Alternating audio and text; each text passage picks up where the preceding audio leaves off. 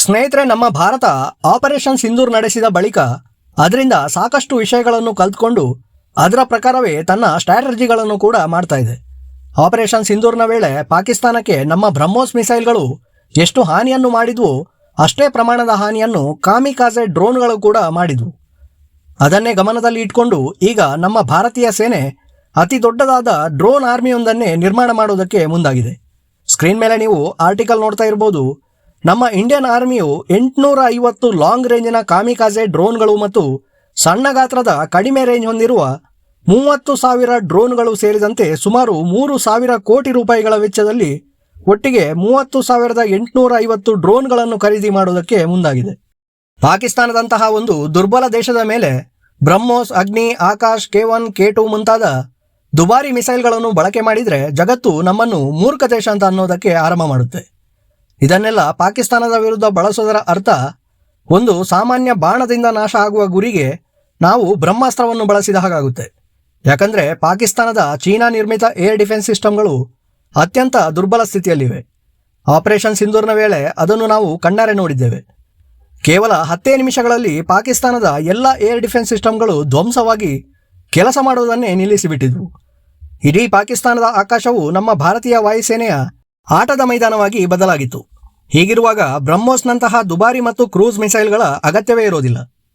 ಪಾಕಿಸ್ತಾನದ army ಬೇಸ್ಗಳು, ರನ್ವೇಗಳು, terrorist ಕ್ಯಾಂಪ್ಗಳು ಮುಂತಾದ ಟಾರ್ಗೆಟ್ಗಳನ್ನು ಧ್ವಂಸ ಮಾಡೋದಕ್ಕೆ ಅಂತಲೇ ನಮ್ಮ ಭಾರತ ಈಗ ದೊಡ್ಡ ಗಾತ್ರದ 850 ಕಾಮಿಕಾಜೆ ಡ್ರೋನ್ಗಳನ್ನು ಖರೀದಿ ಮಾಡ್ತಾ ಇದೆ. ಕೋಟ್ಯಾಂತರ ರೂಪಾಯಿಗಳ ಬ್ರಹ್ಮೋಸ್ ಮಿಸೈಲ್ಗಳು ಮಾಡುವ ಅದೇ ಕೆಲಸವನ್ನು ಈಗ ಕೆಲ ಲಕ್ಷ ರೂಪಾಯಿಗಳಲ್ಲಿ ಈ ಸುಸೈಡ್ ಡ್ರೋನ್ಗಳು ಮಾಡಿ ಮುಗಿಸಿಬಿಡ್ತವೆ. ಇದರಿಂದ ನಮ್ಮ ದೇಶಕ್ಕಾಗುವ ಆರ್ಥಿಕ ನಷ್ಟವೂ ಕೂಡ ಕಡಿಮೆ ಆಗುತ್ತೆ.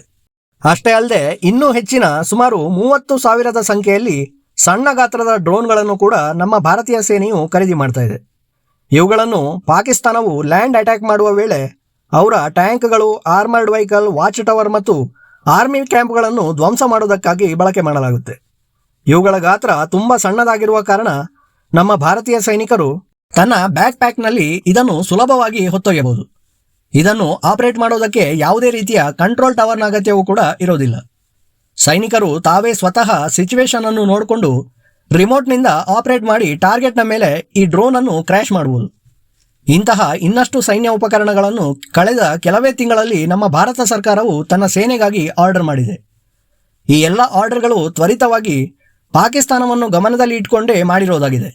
ಇದರ ಅರ್ಥ ಆಪರೇಷನ್ ಸಿಂಧೂರ್ನ 2ನೇ ಭಾಗವನ್ನು ಆರಂಭ ಮಾಡೋದಕ್ಕೆ ನಮ್ಮ ಭಾರತೀಯ ಸೇನೆಯು ಎಲ್ಲ ರೀತಿಯ ಸಿದ್ಧತೆಗಳನ್ನು ಮಾಡಿಕೊಳ್ತಾ ಇದೆ. ಈ ಸಲ ಎಲ್ಲದಕ್ಕಿಂತ ಹೆಚ್ಚಿನ ಸಿದ್ಧತೆಯನ್ನು ಗುಜರಾತ್ ಬಾರ್ಡರ್ ಬಳಿ ಮಾಡಲಾಗ್ತಾ ಇದೆ.